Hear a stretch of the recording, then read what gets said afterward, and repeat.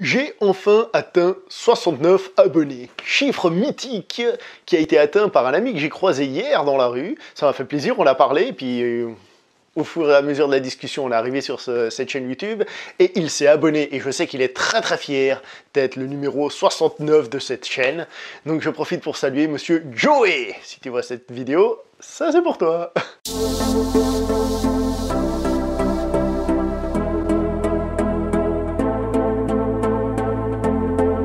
Bonjour et bienvenue très chers spectateurs pour cette nouvelle critique en post-projection, et encore j'aimerais dire en avant-première, puisque le film n'est pas encore sorti, il va sortir dans quelques temps. C'est donc la vidéo que je vous avais promis à la fin de la vidéo précédente sur Patty Cakes, en vous disant que j'avais encore une super avant-première, blablabla, qui me tombe bien à l'avance. Et je vous ai dit que vous alliez être déçus parce que je suis pas sûr que vous sachiez que ce film existe. Puisque nous allons parler de Opération Casse-Noisette 2. Et pour être tout à fait honnête, je savais même pas qu'il y avait une opération Casse-Noisette qui existait. Le numéro 1, il est passé, je l'ai pas vu, je savais pas que ça existait, je savais pas ce que c'était.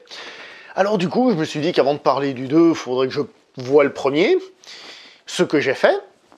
Donc maintenant j'ai vu le premier et le deuxième. Et c'est assez rigolo parce qu'en fait le premier et le deuxième ont les mêmes caractéristiques, on va dire les mêmes défauts, les mêmes qualités.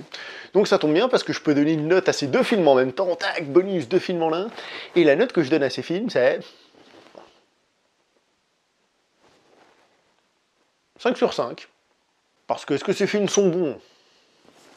Non, pas spécialement, ils sont pas spécialement bons. Mais est-ce qu'ils sont mauvais? Bah, non, non plus.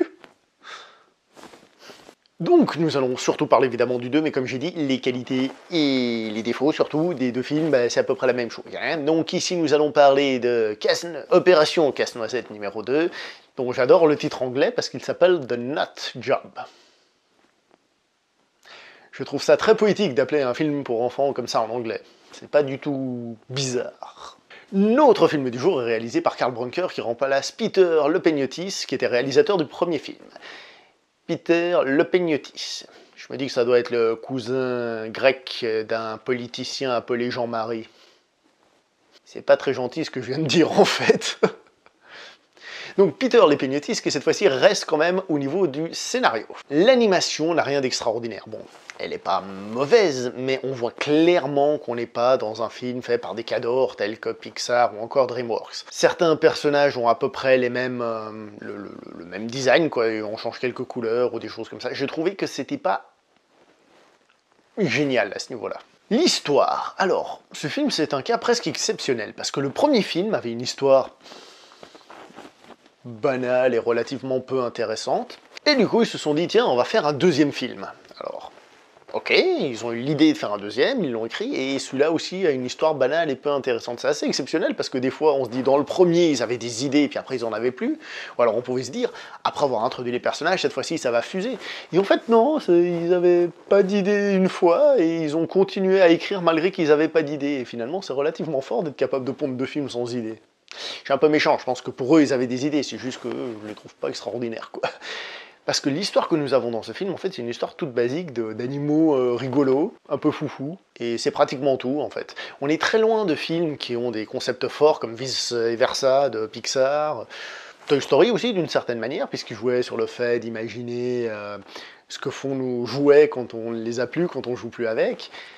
Ou encore, d'une certaine manière, et c'est peut-être la seule qualité qu'avait ce film, d'avoir un concept de base qui était relativement intéressant, à savoir Emoji the Movie.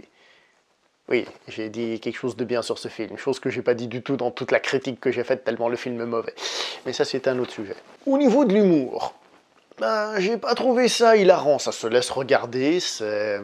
Alors il y en a qui utilisaient le terme feel good movie, moi j'utilisais un équivalent il y a longtemps, mais c'était pas dans ce sens-là, c'était pour dire ce que j'appelais un film bonne humeur, c'est-à-dire un film dans lequel on ne rigole pas, mais que le côté sympa du film, les petites blagues, même si elles ne nous font pas rire, nous font passer un petit moment sympa, et c'est exactement ça. On est dans un film où on va pas rigoler, parce que l'humour est trop enfantin, beaucoup trop enfantin, et... Bon, bah, ça se laisse regarder, mais... Voilà. Alors, ça fait longtemps que j'ai plus regardé de dessins animés pour les enfants à la télévision, je suis vieux maintenant, mais j'ai l'impression que ce film fait très justement série de dessins animés pour enfants du mercredi matin. pas ceux de ma génération, puisque nous on regardait Dragon Ball, hein, évidemment, mais ceux de la génération actuelle. Que c'est une petite histoire simple, gentille, avec un peu d'humour, mais pas assez d'ambition, que ça manque d'ambition. Voilà. Parce qu'en fait, sur ce film, il n'y a pas grand-chose à dire. Hein. La critique, elle s'arrête là. J'ai pas grand-chose à dire de plus. Hein. Sauf que c'est une suite inattendue d'un film pas attendu. Je veux dire, je crois pas qu'il y ait beaucoup de monde devant votre écran qui se disent « Tiens, ce film, il va sortir chouette, j'ai trop envie d'aller le voir ». Je ne le pense pas. Mais pour conclure, c'est quand même un film qui est sympa, qui, je pense, plaira aux plus jeunes.